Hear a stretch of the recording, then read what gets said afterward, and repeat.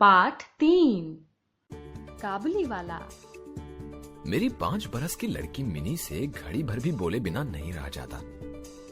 एक दिन वह सवेरे सवेरे ही बोली, बाबूजी, रामदयाल दरबान है ना, वह काक को कौवा कहता है। वह कुछ जानता नहीं ना बाबूजी। मेरे कुछ कहने से पहले ही उसने दूसरी बात छेड़ दी। देखो बाबूजी, भोला कहता है आकाश में हाथी सूंड से पानी फेंकता है, इसी से वर्षा होती है। अच्छा बाबूजी, भोला झूठ बोलता है ना? और फिर वह खेल में लग गई। मेरा घर सड़क के किनारे है। एक दिन मिनी मेरे कमरे में खेल रही थी। अचानक वह खेल छोड़कर खिड़की के पास दौड़ी और बड़े जोर से चिल्लाने लगी, काबुली वाले, ओ काबुली वाले। कंधे पर मेवों की झोली लटकाए, हाथ में अंगूर की पिटारी लिए एक लंबा सा काबुली वाला धीमी चाल से सड़क पर जा रहा था। जैसे ही वह मकान की ओर आने लगा, मिनी जान लेकर भीतर भाग गई। उसे डर लगा कि वह कहीं उसे पकड़ ना ले। उसके मन में ये बात बैठ गई थी कि काबुली वाले की झोली के अंदर तलाश करने पर उसे उस जैसे और भी 2-4 बच्चे मिल सकते हैं। काबुली ने मुस्कुराते हुए मुझे सलाम किया। मैंने उससे कुछ सौदा खरीदा। फिर वह बोला, बाबू साहब, आपकी लड़की कहाँ गई? मैंने मिनी का डर दूर करने के लिए उसे बुलवा लिया। काबुली ने झोले से किशमिश और बादाम निकालकर मिनी को देना चाहा, पर उसने कुछ न लिया। डर कर वो मेरे घुटनों से चिपट गई। काबुली से उसका पहला परिचय इस तरह हुआ। कुछ दिन बाद किसी जरूरी काम से मैं बाहर जा रहा था। देखा कि मिनी काबुली से खूब बातें कर रही है और काबुली मुस्कुराता हुआ सुन रहा है। मिनी की झोली किशमिश बादाम से भरी हुई थी। मैंने काबुली को अठन्नी देते हुए कहा, इसे यह सब क्यों दे दिया? अब मत देना। फिर मैं बाहर चला गया। कुछ देर तक काबुली मिनी से बातें करता रहा। जाते समय वह अठन्नी मिनी की झोली में डालता गया। जब मैं घर लौटा तो देखा कि मिनी की माँ काबुली से अठन्नी लेने के कारण उस पर खूब गुस्सा हो रही है।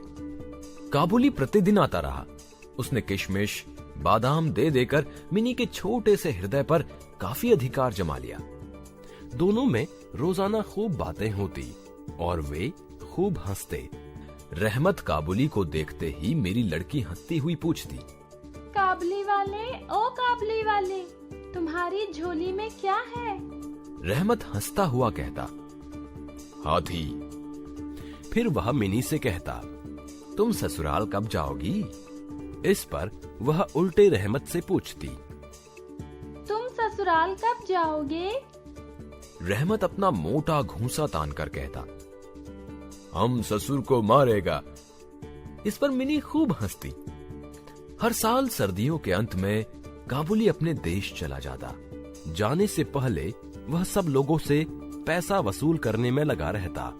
उसे घर घर घूमना पड़ता, मगर फिर भी प्रतिदिन वह मिनी से एक बार मिल जाता। एक दिन सवेरे मैं अपने कमरे में बैठा हुआ कुछ कर रहा था। ठीक उसी समय सड़क पर बड़े जोर का शोर सुनाई दिया।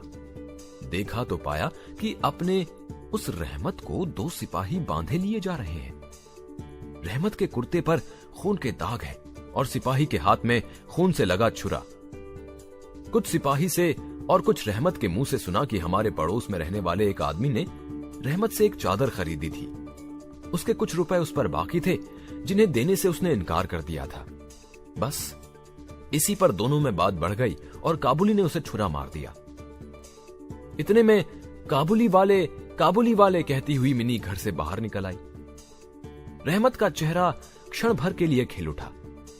मिनी ने आते ही पूछा, तुम ससुराल जाओगे? रहमत ने हंसकर कहा, हाँ, वहीं तो जा रहा हूं। रहमत को लगा कि मिनी उसके उत्तर से प्रसन्न नहीं हुई। तब उसे घूंसा दिखाकर कहा, ससुर को मारता पर क्या करूं, हाथ बंधे हुए हैं। छुरा चलाने के अपराध में रहमत को कई साल की सजा हो गई। काबुली का ख्याल धीरे धीरे मेरे मन से उतर गया और मिनी भी उसे भूल गई। कई साल बीत गए। आज मेरी मिनी का विवाह है, लोग आ जा रहे हैं। मैं अपने कमरे में बैठा हुआ खर्च का हिसाब लिख रहा था। इतने में रहमत सलाम करके एक और खड़ा हो गया। पहले तो मैं उसे पहचान नहीं सका। उसके पास ना तो झोली थी और ना चेहरे पर पहले जैसी खुशी। अंत में उसकी ओर ध्यान से देखकर मैंने पहचाना कि ये रहमत है। मैंने पूछा, क्यों रहमत, कब आए? कल ही शाम को जेल से छूटा हूं, उसने बताया। मैंने उससे कहा, आज हमारे घर में जरूरी काम है, मैं उसमें लगा हुआ हूं, आज तुम जाओ फिर आना। वह उदास होकर जाने लगा। दरवाजे के पास रुककर बोला, जरा बच्ची को नहीं देख सकता? शायद उसे यही विश्वास था कि मिनी अब भी बच्ची ही है।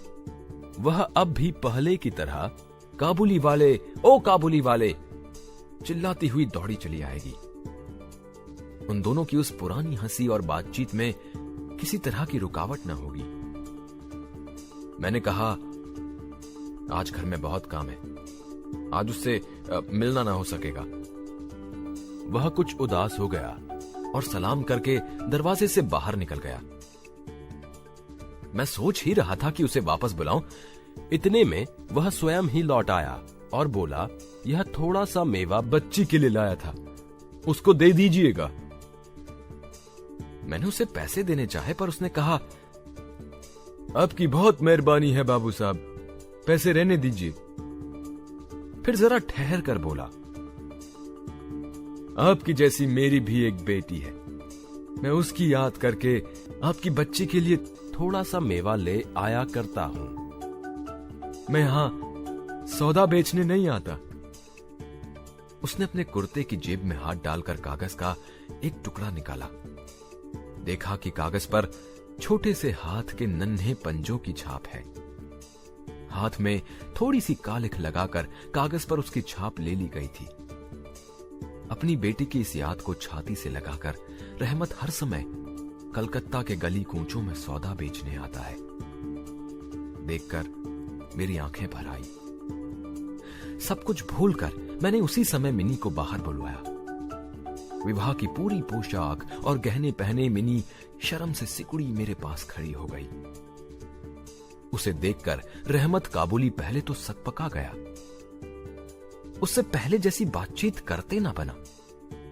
बाद में हंसता हुआ बोला, लल्ली सास के घर जा रही है क्या? मिनी अब सास का अर्थ समझती थी। मारे शर्म के उसका मुंह लाल हो उठा। मिनी के चले जाने पर एक गहरी सांस भरकर रहमत वहीं जमीन पर बैठ गया। उसकी समझ में यह बात एकाएक स्पष्ट हो उठी कि उसकी बेटी भी इतने दिनों में बड़ी हो गई होगी। इन 8 वर्षों में उसका क्या हुआ कौन जाने। वह उसकी याद में खो गया। मैंने कुछ रुपए निकालकर उसके हाथ में रख दिए और कहा, रहमत, तुम अपनी बेटी के पास अपने देश चले जाओ।